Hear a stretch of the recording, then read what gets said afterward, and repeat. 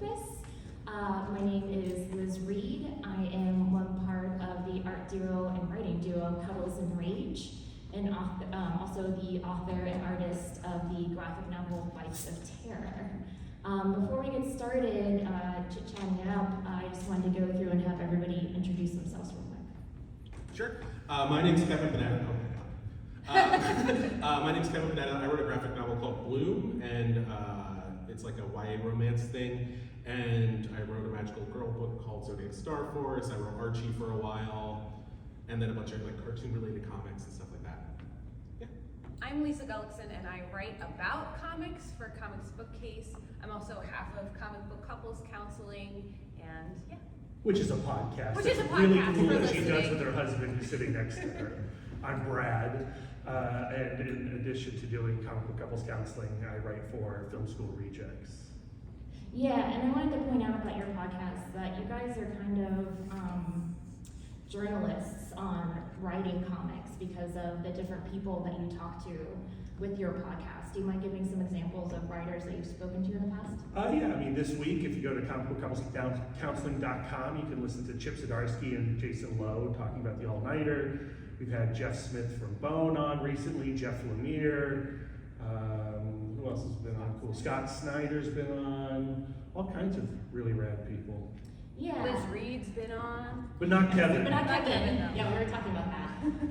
And I think it's also good to know, just because I want to share your perspective since, you know, artist, writer, you know, also that when you guys talk about, I'll have you talk about your own podcast, but basically when they talk about the comics that they are basically studying, because you guys look at it from like a relationship perspective. So it's not just like reading the comic and then sharing your opinion about it, it's really dissecting it and going into the character aspect.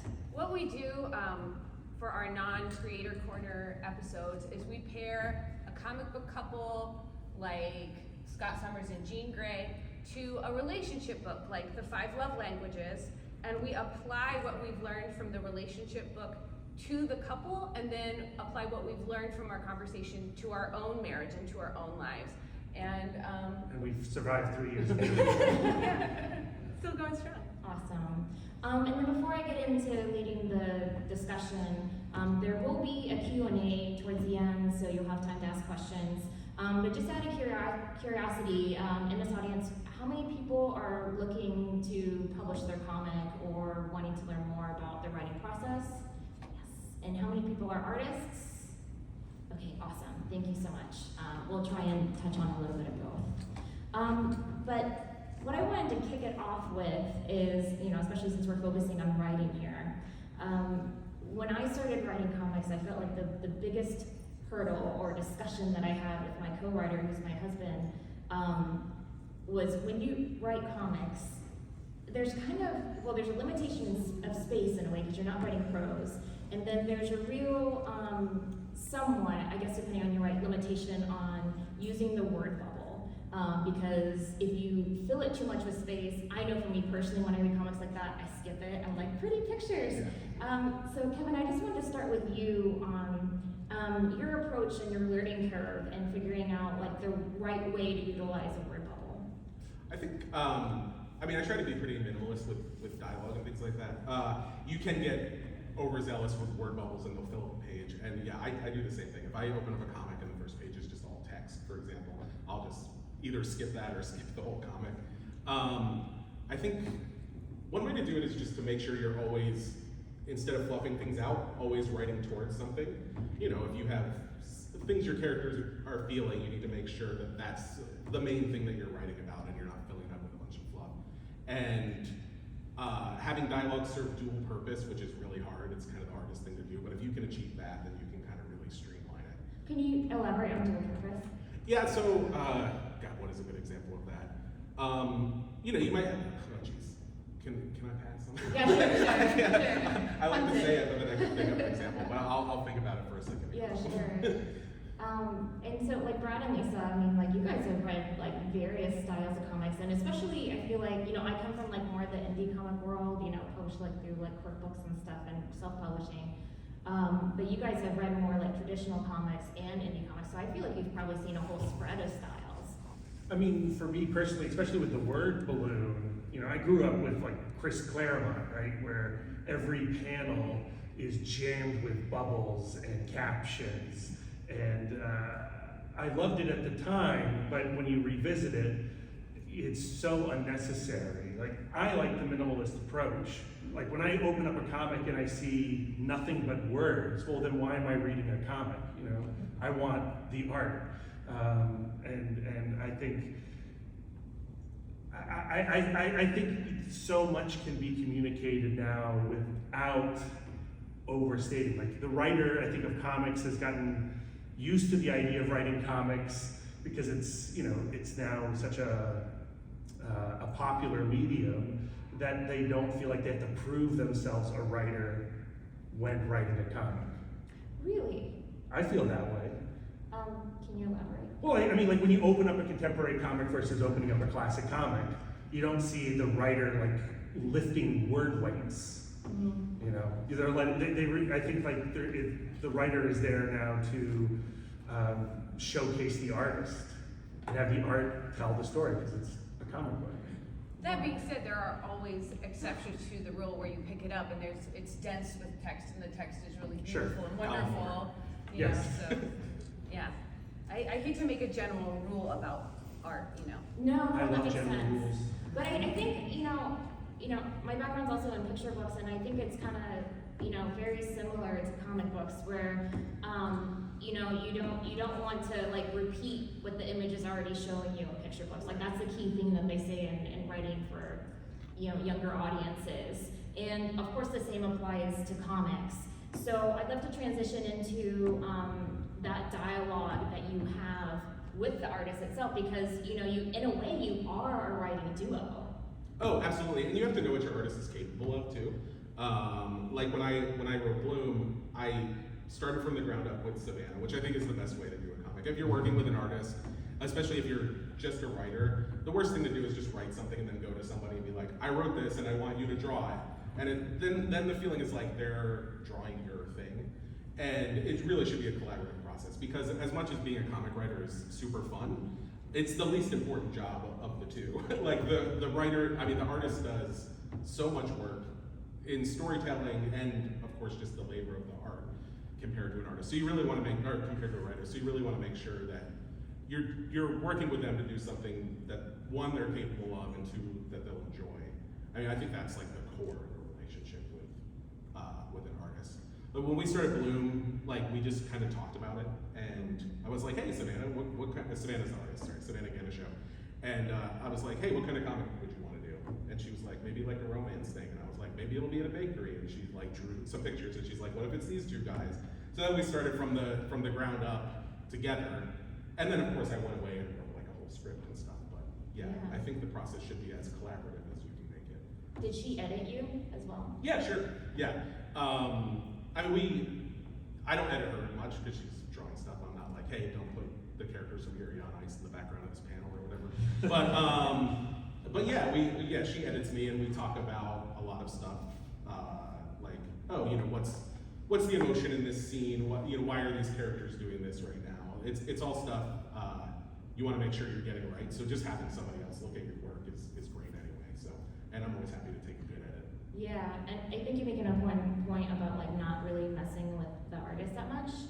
So I do like a monthly meetup with some artist friends, and one girl in particular, you know, draws for picture books, and the editor came up to her and was like, "Can you make the cat cuter?" And she's like, "What does that mean? You're not telling me anything. You're just giving me your opinion." And I think that, you know, for a newer writer, that's what it could come down to, you know, in the feedback. And you know, you don't want to damage that relationship, because without the artist, you're gonna have a hard time pitching that story. Right, and comics is small, and it'll get around that you're bad to work with too. Okay, yeah, you don't want that. You don't want that. Brad and Lisa, you know, talking to artists and what it's like working with writers, what do you find they say? I mean, it's you know,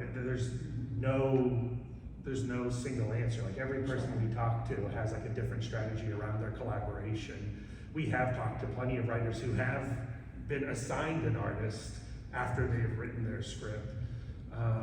but clearly the ones that have the most fun are the ones that are in a deeply collaborative relationship. Talking to Scott Snyder was really interesting because when he began his journey on Batman with Greg Capullo, he was writing full script and being very anal about every single panel and what every person, where every person was on that panel. And Greg came back and was like, "This is not going to work. We're not going to remain partners if you don't let me do my thing." And by the end of that relationship, Snyder was giving, and that relationship continues, but Snyder gives some very loose scripts. And they kind of do Marvel style, where Greg Capullo goes off based on an outline, does the comic, and then Snyder comes in and retools it. Right, like page 10 through 15, they fight. And they fight a big dinosaur, yeah. Well, and I think it's interesting when you read like other writers' like manuscripts for comics, is that everybody has their own style. I mean, it's almost like screenwriting, where I mean, I don't think you want to go like the Quentin Tarantino route where you're like writing a novel, but sometimes it's almost more like having a conversation with the person when it comes to describing the panel.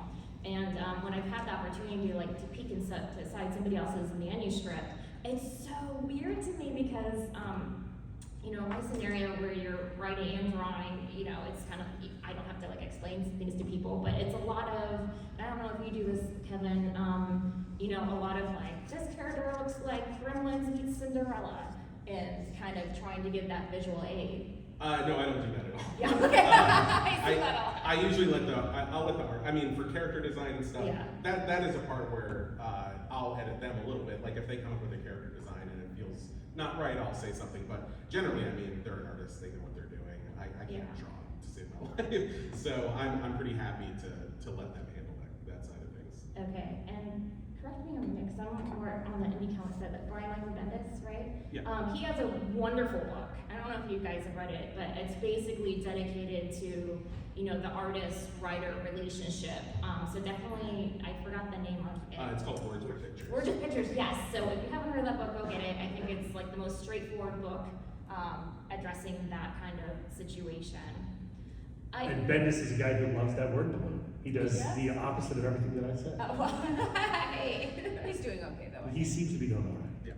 I think that we've all read a comic before and have gotten confused on where to go, especially because when you're designing the page as a writer, you're designing the layout, and everybody wants to not repeat the same layout so that you can keep it interesting to everybody. So how do you prevent being creative with your panel layout, but also not being confusing? Because, I mean, that'll completely lose the reader where you have to go back to the page and wait, did I miss something, or am I reading this backwards? Yeah, I mean, I think just knowing your limits, like simplicity is fine in comics. You look at Watchmen; it's a 9-panel grid throughout the whole book, but it's still super creative. But then some of the stuff we do in here is we get pretty crazy with it, where the panels, it's like a montage. The panels are all over the page, and they have all these borders that are made of flowers and stuff like that. And the readability there can get lost a little bit, but we know that it's a non-linear scene, so it doesn't matter. But generally, I think simple is the best way to go, and you can learn as you go. I also don't think repeating panel layouts is that bad. Throughout the whole book, or? I mean, or just here and there. Right. And there are problems like making sure there aren't too many panels in a page and things like that. But Exactly, and yeah. I think I see that a lot, at the indie comic shows. And you make adjustments too. I mean, I write the script, and then Savannah or whoever I'm working with will come back with thumbnails, and then you pop in temporary text, and you see what works and what doesn't. And if a page isn't readable, you fix it. If I can't read it, somebody else isn't going to be able to read it. So Yeah. Well, I think, and talking about the number of panels, I think sometimes there is a time and a place for loading your page with panels, especially if you think about movie editing, and I don't know if you guys are familiar with Edgar Wright stuff, but when he's trying to show things are happening really, really fast, or you're really trying to show an action shot, that's where more panels, will do it justice. But then I would say no word bubbles, or maybe just sound effects. yeah, I mean, a good example. Everybody has hard and fast. They'll be like, oh, don't put more than 5 or 6 panels on a page. But then you read, say, the Matt Fraction, David Aja, Hawkeye stuff. Yeah. They'll have a page that has 20 panels on it, but they're silent. Right. Like I wrote a Minecraft comic, and one of our pages was like a kind of an office worker going through the day and like what was happening on different hours, and that had something like 16 panels on it. Yeah. But it was fine because it wasn't full of a bunch of dialogue and exposition and stuff. So you just have to be careful about it. If people are reading and getting really confused, or even if you read it afterwards, which you should always do, and you get confused, then yeah, that's definitely an issue. Yeah, time away from a comic is a good thing. So pulling back from, covering format and everything like that, I'd love to talk about, story arcs and character building. When it comes to writing characters, what is your process there? And for Brian and Lisa, I guess, like, what have you heard from other people? Or, when you're reading, you guys have studied so many comics, which ones stand out to you as well-formed characters that just rise above the rest? So I'll start with Brian and Lisa first, we'll go to Kevin. The older I get and the more comics I read, plot and story become less and less interesting to me. Emotion becomes like the critical element of any narrative. And like, if I do not care about the character and what they are experiencing, if I do not have access to that inner life in some way, then I am gone. I won't even finish comics if I don't engage with people early on anymore. Especially when the expectation is they want you to return to the comic book store issue after issue. You do want to find people that you want to spend an extended amount of time with, and you want to feel like you're getting close to the characters, because the characters help reflect us and help inform who we are as well. So. Yeah, when I'm writing the plot, like in this, it's in Bloom, the plot is basically, there's this kid Ari, he's just graduated from high school, he's stuck at his family's bakery, he wants to leave, so he hires a replacement. And then finds out that the bakery's in really, financial trouble, and some other stuff happens, but that's kind of the big plot. But I just hang that all on the characters' personalities and the emotional arc. That's all I really care about. So whenever I'm writing a plot, I'm just figuring out which plot will best fit the emotional story I want to tell, or like the inner story. To me, is much more important than the outer story. What I love about Bloom in particular is there is character stuff going on in literally every panel. Lisa loves Bloom. I love Bloom. And like, what I love about Ari is, like, above all else, for most of the book, he's like this tremendously self-absorbed person. And he is kind of blind to the people that he loves around him reacting to him. So half of the joy of reading Bloom is seeing everyone around him act the way that you feel like I feel I would act, Yeah, I don't mind. Wait, so Kevin, It is true. Kevin, are you more plot first and then character? No, definitely character first for me. Like when I was writing this, actually we did talk about it. It was a baking thing first, but that's kind of the big plot in general. But the thing I really wanted to tell was a story about someone who is a very cynical teenager, and as they get a little bit older, they realize that there's just more joy in the world if you embrace being earnest and finding the things that you love and focusing on those instead of focusing on the things that make you upset or things that you hate. And that was kind of my journey in life, except he does it over a summer, and it took me like 20 years. Yeah, wow. And I would say for Bites of Terror, our graphic novel, it's kind of like a Tales from the Crypt meets the Food World. And so it's 10 short stories. And when you're telling short stories, for those in particular, like, we kind of let the concept lead it and then kind of fill in the characters behind it. But at the same time, I think when you're writing a short story, you don't want to leave your characters behind, because I think that'll make it fall flat. And that's kind of the tricky thing about writing a shorter story, which is kind of like each issue of a comic is a short story. So you are trying to get the action in and the character depth in. And I think, for me, sorry, running off of just going off of that, I think Tom King does that best for me because he is the one that got me into Vision, and like you can give him any character, and I think he's gonna bring that emotion there and make you connect with them no matter who they are. Daniel Warren Johnson also does that, where they're very emotive writers, and they think about like, well, how would this make the person feel, and then the plot is kind of auxiliary to that. But on, going to your book, Bites of Terror, the way you put so much of the personality on the characters' faces, and then you put them into extreme situations, and you get to see how those situations are destroying those characters emotionally, and there's like a humorous quality to how you set that book up, and you don't spend a ton of time detailing character, but artistically the character is all there on their expression. Aw. And you spend a ton of time on expression, I feel. Yeah. I mean, all of our stuff is hand sculpted dioramas, so that makes it a little bit different. But yeah, you have to still bring the character in there, and like even, our stuff is kind of like silly food and not humans. It doesn't mean that they don't have human emotions. Well, they have human emotions. Or the human situations, and sometimes that allows you to do more of the extreme situation with that you aren't able to do in in a different setting with a human being, where it might just come off as like mean or torturous. I think that this kind of makes me think about like picture books, and how when you're pulling out human, like kind of like exaggerating things in picture books, there are certain rules where you can't take things too far. Like you can't really have, this is terrible, a character like setting a fire or anything like that, but you can have a character being eaten. And so that just makes me think, because I know we've written stuff for all ages, and you guys read all ages stuff too. So when you're writing for an adult audience versus a younger audience, and when you're consuming that as well, what do you see as like the biggest difference? Because I find, talking to our editors, like when we had to write books for like the 0 to 8 age range, it was our first experience working with an editor, and a lot of it was like, you can't really do that. That's a little, too much for a kid audience, and we just didn't realize that.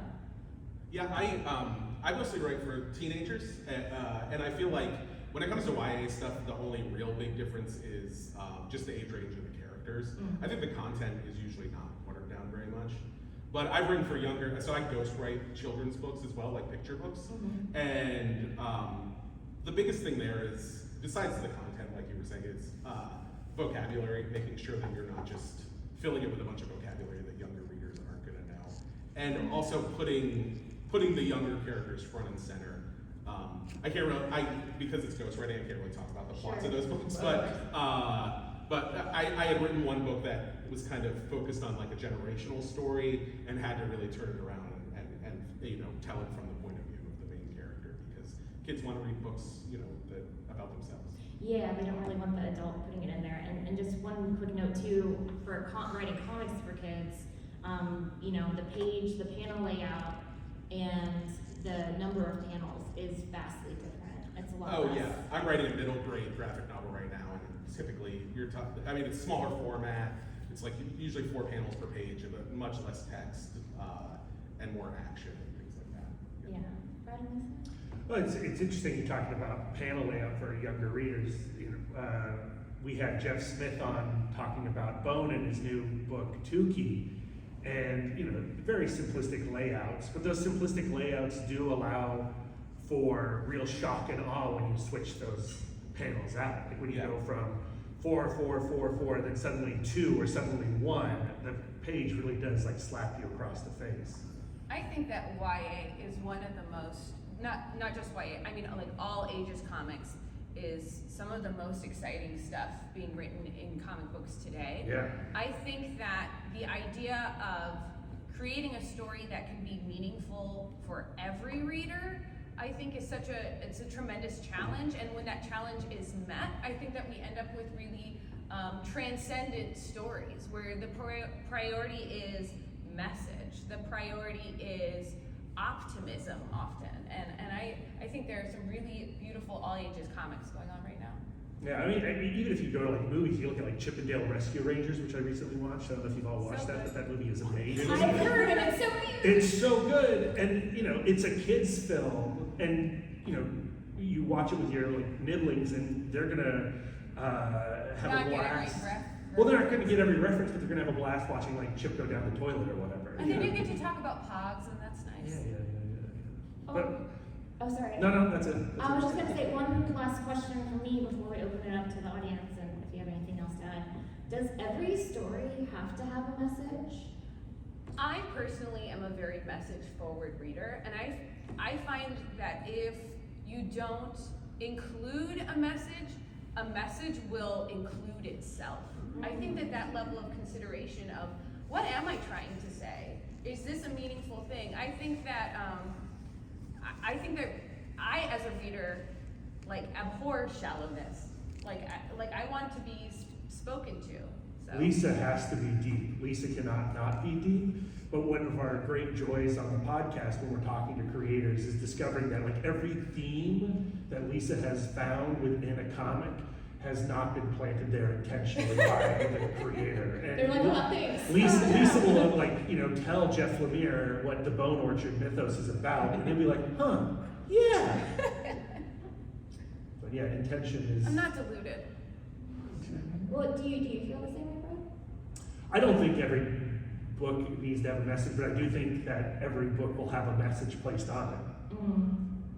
Yeah, Kevin? Yeah, I mean, I definitely plan all the themes early. Like that's usually the most important part to me. But also it depends a little bit on what it is. Like I wrote some Adventure Time comics, and one is just about Susan Strong getting scared by a cat. There wasn't much message in that, you know. It was just a few pages, and it was funny.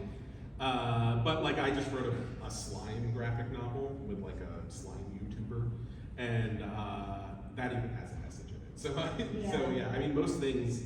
Yeah, I think if you don't put it there, you're gonna have something unintentional be your message, and that's the last thing that you want. Right. I think you want to be in control of, you know, if you can be, you want to be in control of what the readers are getting out of your book. Yeah, I have to agree with that. I mean, I buy a lot of books for the art. You know, you do judge a book by its cover. But then those aren't typically the books without a message or I don't connect with or feel like there's a story there. Those are the ones that like I just end up not keeping. Yeah, you look And at going away. And you know, to me, like that, the message is more important than the art. I'm a big cinephile, so of course I'm sitting here like referencing a lot of films. But I think anybody who's watched a really good documentary, the footage doesn't have to be great if the story is there. And I think the same thing goes for comics.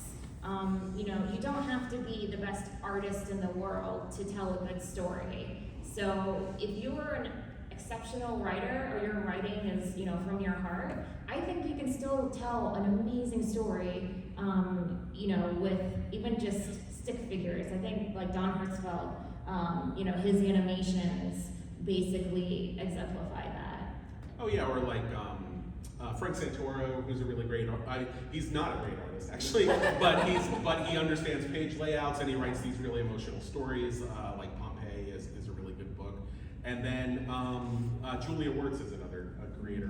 Her art's really simple, but she wrote this great graphic novel about just like, you know, moving to a new city when you're in your 20s, and it resonates because it's, you know, it's a good story that feels very realistic. Yeah. So do we have any questions for our writers over here? Okay, in the back with the hat. I saw your hand first.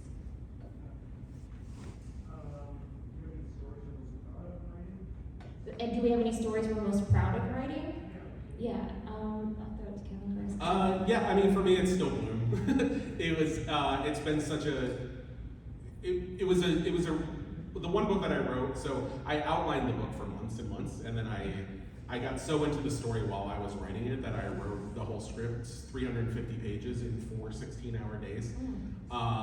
And so it's the book for me that when I go back to it, it still surprises me sometimes because I'm like, oh, there's like a good moment in here.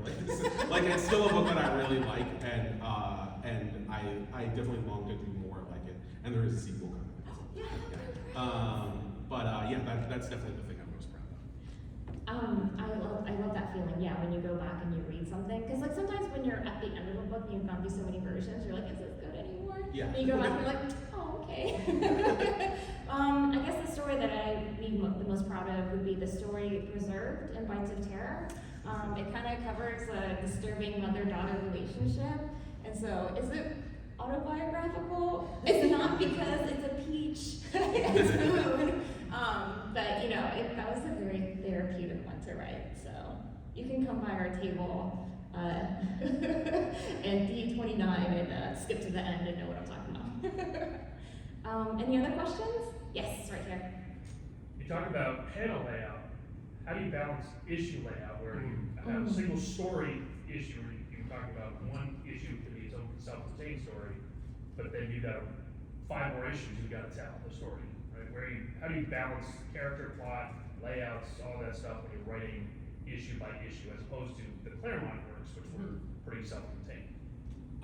I mean, I started out learning to write through watching Pixar movie commentaries, and they're really great. I mean, it's like people like Michael Arndt, these really fantastic writers. But so I became a big structure person, and if you're writing a 4-issue, a 5-issue, a 6-issue, there are a lot of really, if you're following a standard 3-act or 4-act structure, there are a lot of really good breaks that you can use for ending issues on cliffhangers and making sure you get that stuff in there.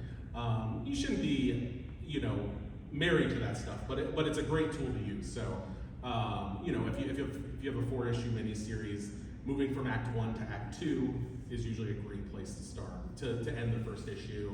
And then the midpoint of Act 2 is a great place to end the second issue, and then the break into 3 is, the part where Meg dies in Hercules, basically, is where you would start the 4th issue.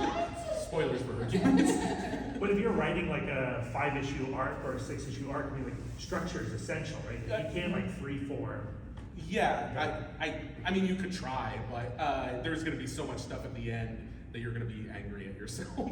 There's going to be stuff you wrote at the beginning that you're just going to be so annoyed with yourself at the end that you put it in there. So, I always know my ending when I start writing. And I find like writers, especially starting out, really struggle with structure and resist structure and only find relief once they embrace it. Yeah, it's one of those things where it's like, I think it's fine to throw structure out the window. You just need to know what you're throwing out the window before you do it. Like if you're gonna subvert a rule of structure, just know the rule you're subverting. Just know as much as you can. It's not gonna hurt anything. You don't have to do it, but it's nice to know it, and it's nice to have it there for when you do get stuck.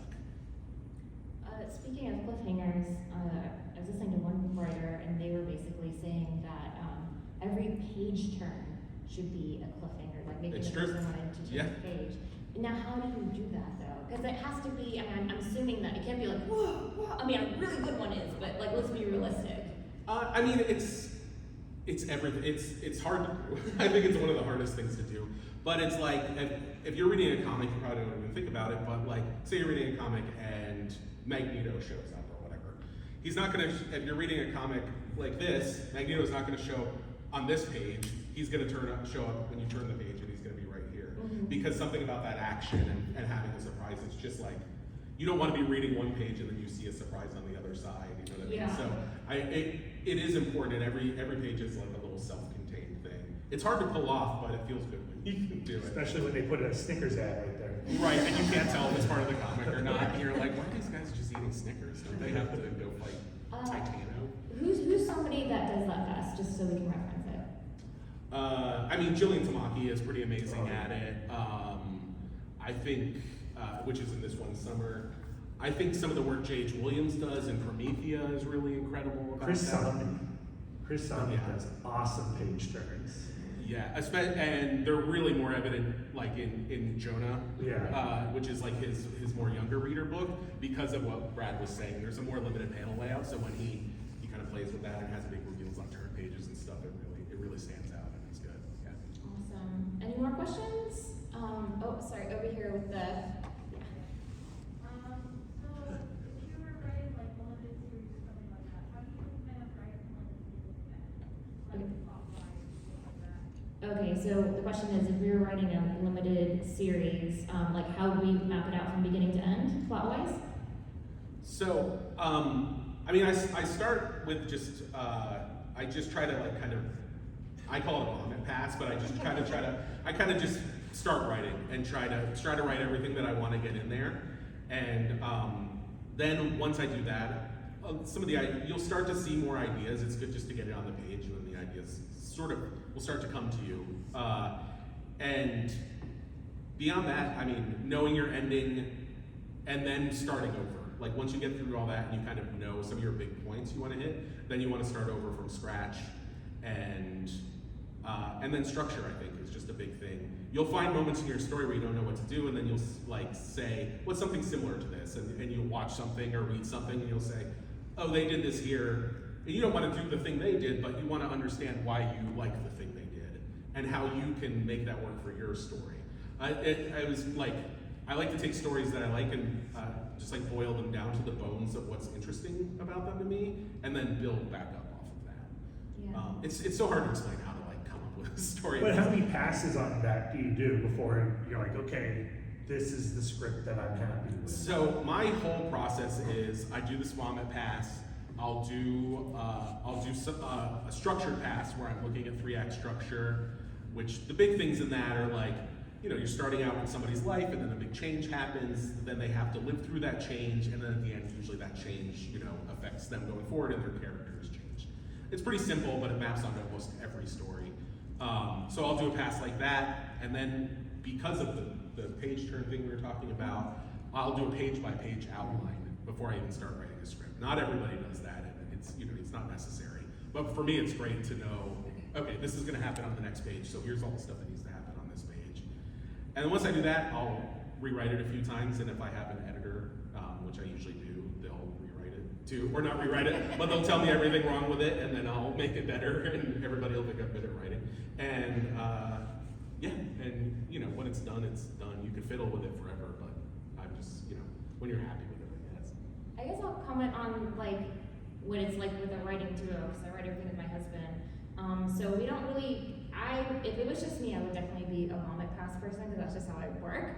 But you know, my husband, he's very like, he likes structure, and so having to be in the middle there, like we go through and we have an outline, and then we basically go through that outline as many times as possible until it feels tight. And then, you know, we'll try and work on some character stuff, and then typically one of us will go and, you know, write based on that outline. Now, I am the naughty partner, and I will go through the outline, but I'll be like, but this feels right to go over here. And so I think that's okay. You don't have to be like a slave to the outline. But if you have a writing partner, you know, the rules are a little bit different. Like you kind of really need to stick to that. Or if an editor, I mean, you probably have an editor come to you and tell you what the story arc is going to be. Is that what you have like with some of your ghostwriting and stuff? Do you have to stick to that? Yeah. So with ghostwriting, yeah, I'll typically working with like celebrities, and they'll have an idea. They'll bring that to me. And then they get the credit? Yeah, that's fine. I get paid, and I don't have to do any promo or anything. It's great. I love it. And then I can tell people that I write for celebrities, and I can't tell them who it is, and then people don't. I know, I'm like, who? I'll tell you later. So with that, they come to me with ideas, or when I write licensed stuff, like when I was writing, like I wrote a Steven Universe comic. They didn't come to me with anything. I just wrote it. It then went to like Rebecca Sugar, and she had to approve it and stuff like that. And when I was writing Archie, the only thing I had to abide by there was like some of the storylines that happened before, but I was able to tell the story. And we knew we wanted to introduce Katie Keene into the modern Archie stuff, so that was part of it. But from there, I wrote the story. I actually had a co-writer for that one, which was a different experience, but fun. I'm guessing Keanu in my head. Like, I hope that you did his comic. It was Keanu. What? No. I'll believe anything you say. I was going to do another question. Do you have anything to add, guys? No? Yeah, in the far back. So you mentioned you actually met Jeff Smith, correct? Yeah. How many people that you met that you enjoyed working with? Can you just repeat the question so it goes on the recording and other people can hear it the answer? The question is there somebody that we would like to collaborate with and or interview for the podcast? I don't think that was a question. No? No, who was your favorite person to work with, right? Or to interview? Yeah. Oh. Favorite person? Oh, it's hard to say. I like so many of them. I liked talking to Stephen Bissett. Yeah, Stephen Bissett, legendary artist for Saga the Swamp Thing. That felt super special. And the best dinosaur artist of all Yeah. time. Yeah, Tyrant Yeah, is he's an incredible. amazing comic. If you like Jurassic Park, read Tyrant. Who would you like to have on your podcast? Kevin Panetta. All right. Best. I'd also, like, I'm interested in talking to more, like, comic book couples, like, I would love to talk to the Simons. Yeah, well, so we had like Chris Somney and Laura Somney on talking about what it's like to be a creative couple and having those battles while you're trying to put a product out. Those are really special conversations. Oh, yes. Yeah. Got to share that one. You gotta get Mike Allred and Laura Allred. Yeah, that would I be mean, amazing. we're trying. I'll throw in there, Kevin, if you have anybody. I liked working with Steve Orlando. I got to do a variant cover for Loaded Bible, and I think that was really special because I got to read, his script and his way of writing and his take on, this story, which is just a continuation of the. They're not considering it a reboot from the other original Loaded Bible. But I thought what was really special about that, being on the artist side and not on the writing side, is basically just the approval process where they're like, you sculpt whatever you want. And I was like, I can sculpt Jesus however I want. They're like, yeah, go for it. And that was really great. And that was a good relationship where the writer is really supporting the artist. I usually just work with my friends, so it's like I like all of them. I mean, Savannah's great. She just the amount she can get across with emotion on a page, which is like being able to depend on somebody to be like, oh, well, Ari looks sad in this panel, but he's trying to be happy, and it's like most artists could not do that at all, but she just does it, and it's great. And then another guy who I just worked with a few times is this guy Jared Morgan, who's like, he now works on like Loud House, the cartoon, but we did a comic together called Mutant Punks, and we also did a Steven Universe story together, and he's just a blast. He has a really cool style. I love working with him. More Mutant Punks. That comic is rad. Any other questions? No? Okay, yeah, right here. So I'm writing a book, but it's rather long. Sometimes I would like to see if I can convert it into a graphic novel. Is that possible with a novel that's like 400 pages long? I think so. I think the biggest problem with something that long would be, if every page of that 400 pages is necessary, it's going to be hard to get a lot of that internal stuff into the book. And it's really knowing the book. Certain books I think would work fine. Others that are very internal or emotional might be a little bit tougher. I feel like that one's case by case. Also, a 400-page book is probably going to be a pretty long graphic novel, and sometimes that stuff, there's not a lot of room in that space unless it's like a younger reader book. So it can be tough, but I think it'd probably be doable, but it would be an undertaking for sure. Yeah, I would think of it as like a movie adaptation, and kind of when you see your favorite movie adapted, analyzing your choices there on what they leave in and what they leave out. Yeah, and if it's Jaws, it can be great, but nobody wants to do an adaptation of like Infinite Jest or whatever. Yeah, but like one of the best books that came out recently is that adaptation of Slaughterhouse-Five, the graphic novel adaptation. Yeah. And it's like, I had no interest in revisiting that book. I read it in high school. Then I read that comic book, I was like, dang, of course it's not a 400-page book. Right. But maybe you got 3 graphic novels in there. Yeah. I think it's not unusual to try a couple of formats for your story before you find one that you really love. And I think that it's great that you are open to going like, maybe my story can be told differently and feel different in a different format. I think that's extraordinary. Yeah, maybe it's not a graphic novel, it's a 12-issue miniseries or something like that. There are different options out there too. So. And let me check in with Austin. We have 2 minutes left? Yeah, okay. Time for one more question if anybody has one. Yes, right here. I was wondering if you had any recommendations for writing scripts, like how to do it for comics, because I have experience with like movies and TV shows, but I don't really understand how to do it for a comic book. Yeah, she asked if any recommendations for writing scripts. I think if you're interested in reading like books about it, there are some really good ones. The Words with Pictures book that you were talking about by Brian Michael Bendis is great. The Will Eisner books, one's called Comics and Graphic, or Sequential Art and Graphic Storytelling, but all of the Will Eisner books are fantastic. And there are a couple resources online too, where you can look at comic scripts that people have written. I think it's called Comic Script Archive, but I'm not sure about that. But that's great just to like, if you can get your hands on some comic scripts and really see how it is. If you are familiar with like playwriting and screenwriting, besides the panel breakdowns, and there's a lot of similarity there. So even, I think the book that informed me the most about writing comics was a book about movies. Story, Robert McKee. No. Although I did read that. And he has interesting things to say about positive and negative charges in scenes and things like that. But no, On Directing Film by David Mamet. Really fantastic book about minimalism, and I think a lot of it really applies well to comics. Yeah. And there was a book that we shared the same agent that Charlie told me to do. So I'll tweet that out. We'll all share our handles, and I'll make sure that I share some of the resources on social media as well. But I mean, just to piggyback off what Kevin said, yes, it's very similar to a screenplay, and also every writer does it differently. You know, I have my format that I do for Cuddles and Rage, and you know, it's kind of a collaboration of different ways that I've seen other people write it, and then my editor would just delete all the spaces and have it as one big blob, and then I said, okay, I don't think anybody can read it that way. So you have to find something that works for you and your editor and your artist. Oh yeah, working with the artist is a big one, and that's why I think looking at other scripts is great. I mean, the way I do it now is I have line breaks between every panel, so they're really clearly delineated. I put how many panels are going to be on the page at the top of every page, and I do a page break for every page.